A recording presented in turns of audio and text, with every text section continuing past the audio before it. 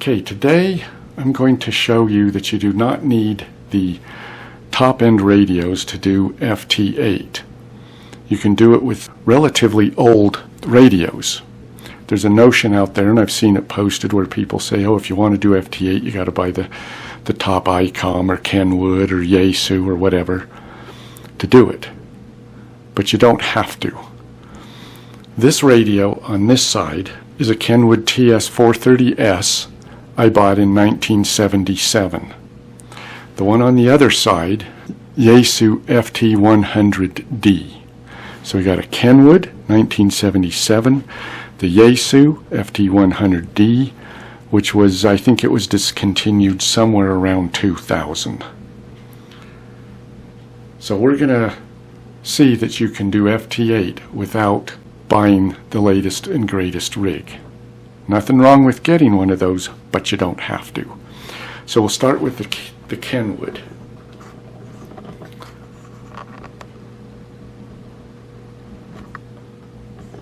Is what I've got with the Kenwood. I have a cable here. This black cable goes into the mic. This is the mic jack. You have one wire and it goes to the mic pin. This other one is just hooked up just like for headphones. And this one goes to the computer. Both of these go to the computer. The mic goes to the speaker output of the computer. Think of it this way, the computer is feeding audio into the radio. So this goes to the speaker. This goes to the mic input because the radio is feeding audio to the computer. Now, down here, you'll see some resistors. I have a string of resistors.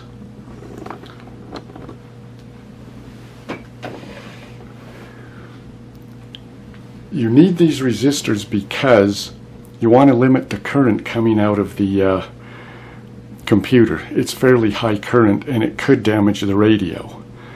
The minimum ohms that I use is 47 kiloohms, but this goes a little higher. I have a variable resistor down on the yellow lead right here. That variable resistor, it's exactly what it's for, is to change that if you need a little bit more current into the radio. But you can control that another way too, which we'll see later on. So these resistors are important. It's so you don't run the radio. It's also so you don't overmodulate and put out harmonics across the band. It tends to make other hams unhappy. Also tends to be illegal. You can use a TNC. A TNC is a terminal node connector, and it helps control that so you don't overmodulate. This takes place of the TNC, but the TNC is more complicated than that. There's more things in it, more circuitry in it to help you so you don't, like I said, so you don't overmodulate. That's important not to do. That's the only thing about this method, is that you have to be careful. And it all goes into this dark hole, which is my computer. That other radio, don't worry about it, we're not using it. That's a Kenwood TS-520, and you could do it the same way as the 430S. Oh, the other thing, and I don't want to forget this. If you use this method, there are things in the computer control program, and there are buttons that you can use to control the audio input, the audio output, control the frequency, control a whole bunch of stuff. You can't use any of that because you don't have a USB. The Kenwood does not have a USB port, and neither does the TS-520. The TS-520 does have a data jack. If I had the dated pigtail, I could use more of the features, but I don't have that. But we'll get to that one a little later, how to set that one up. And it's weird. The way I set it up, it's weird. You're gonna laugh. So we put it on 20 meters. I have it hooked up to a dummy load. I have the computer on. Oh, and by the way, this is not the way I normally have this set up. As far as the screen, the computer screen doesn't ordinarily set up on top of those radios because they need ventilation. So we're set up with our WSJT-X computer program. I brought up the waterfall in the back. We have, this is the audio controller screen for the computer, and then this here is the other part of the FT8 program. And you can see it's already receiving stuff even on my antenna located down here. Now, let's go back to the radio because I want to show you what I do with the radio. We got to get nice and tight on that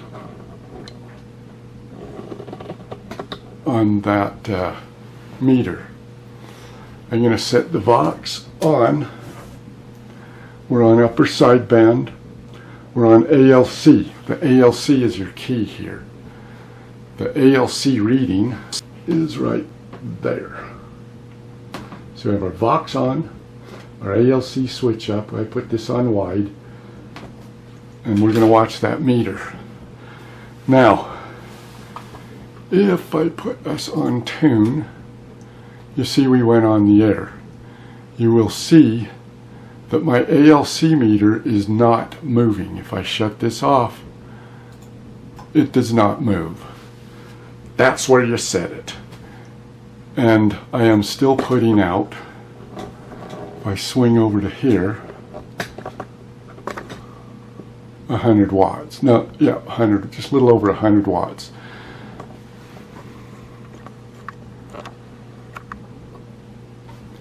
Now, if I start to overdrive that, you will see my ALC will start to go up. I'm gonna overdrive it a little bit with the volume on the speakers. The speaker volume is there. Will stay there, in fact.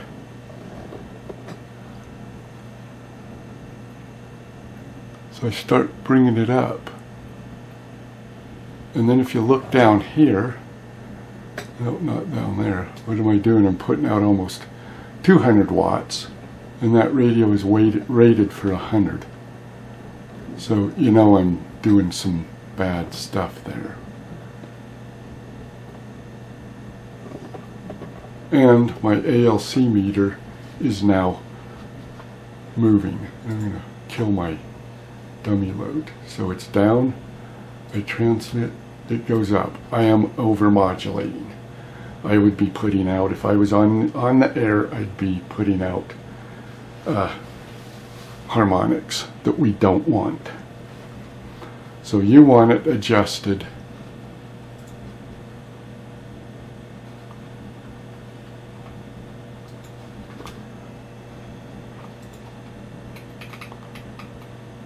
so it doesn't move.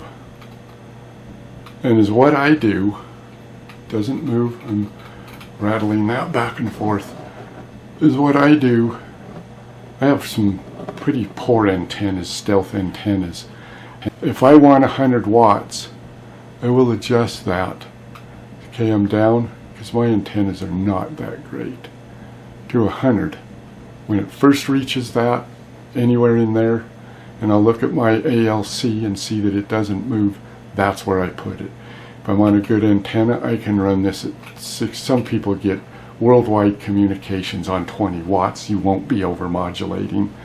Everybody will be happy, and if you have nice antennas, you're good to go at anywhere 5 to 60 watts, 75 watts, and you won't be over-modulating. And I just put that tune again, and you don't see the ALC move at all. The little on-air light at the bottom comes on and no ALC.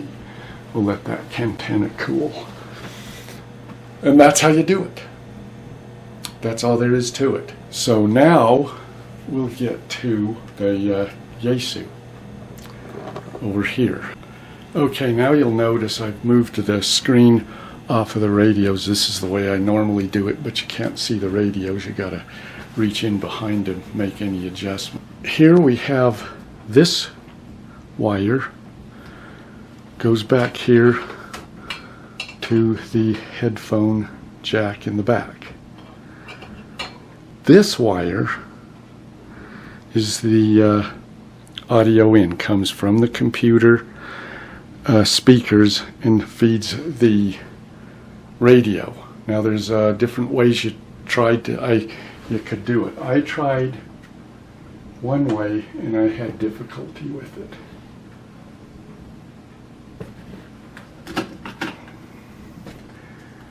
The microphone, this head comes off. The microphone cord goes way back in here, and there's a thing, it looks like an Ethernet hookup. And to get the little wire in there, to get this little wire in there and hook it up like I did to the microphone, like I did to the TS-520, I couldn't get it to cooperate. So instead of doing that, in the back there is a data jack, and the data jack has these pins. You need to hook this wire up to the data. It says data in. That's similar to your microphone mic hookup as it is on the 430S, TS-430 rather. This is just ribbon cable off of an old TV rabbit ears antenna. It's just parallel, I don't know what those were, 75 ohm, 400 ohm, maybe 400 ohm, something ohm. I think they were 75. And it goes to, and this is where you gotta get a laugh out of this. It goes to this Morse code keyer jack here. And there's a reason for that. This is hooked up to ground in the back on that pigtail and to the press to talk. There's no automation here where, like with using the Vox on here, the Vox won't work on that data jack. If you have the pigtail, hook it to the computer, the data pigtail, and hook it to the computer, you could probably get that to work more like a more modern radio, where you could key it automatically. I don't have that. I don't have that cord. I could probably find it somewhere, but I didn't want to mess with it. So I hooked it up this way. This is acting like a press to talk button, and you have to watch what you're doing. It's kind of comical, but it works. So we'll make sure that head's back on. We'll turn this on. You tune it up the same way, except that you don't have really a ALC meter. You do a little bit on the bottom. The way I set it up is on 20 meters on the dummy load, and I adjust it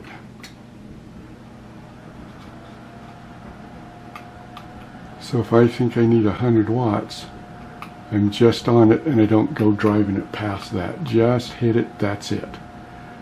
I don't go any further. If I want 60 watts, I just drop that down with the speaker volume adjust on here. By the way, the slider, you can adjust any of it by the slider. See this little slider right here? That does work without the USB cable. I'll show you.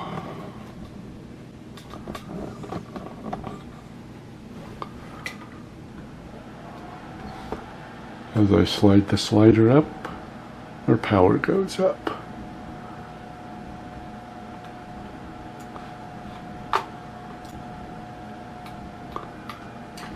So you can adjust your power. It'll work on either radio for that. Or I usually just leave it where it's at now, which is up there a ways, and use the sound card.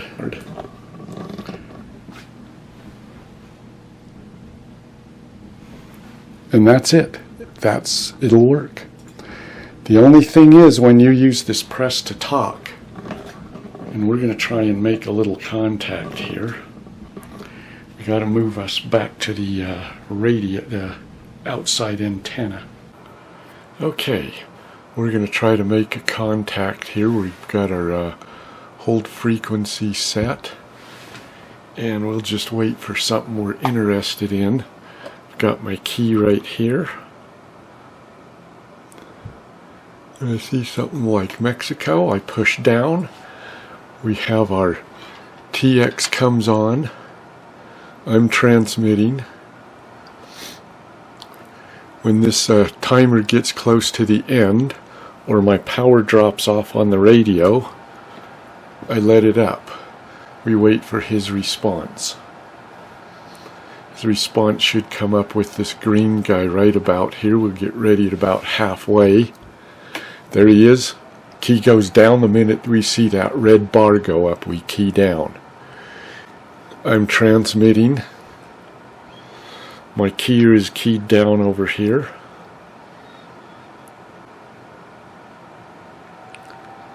Power goes off on the meter. We wait for his response. Timer's about halfway. We get ready again. He did it.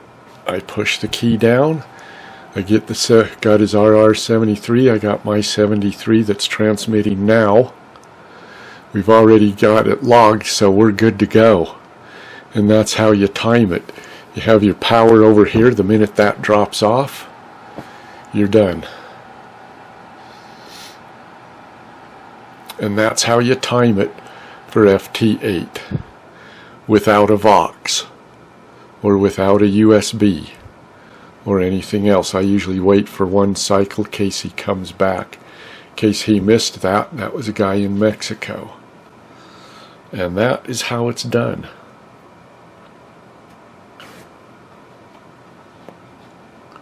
We'll go ahead and log him, and he's in the log.